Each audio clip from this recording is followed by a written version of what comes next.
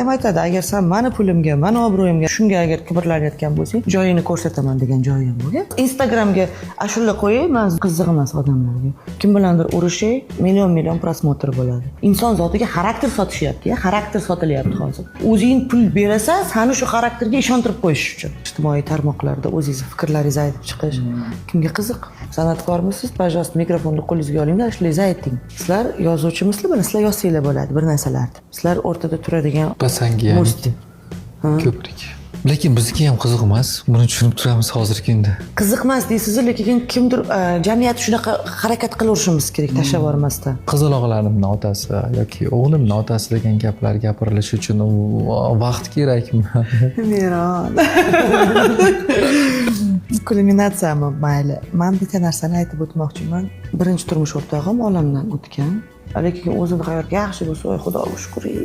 Hayotimdan o'rgilib yashaydi ham. Kerakli joyini olasiz, kerakli joyini kesib tashlaysiz. Chunki zeriktirib qo'ymaylik bularni ham.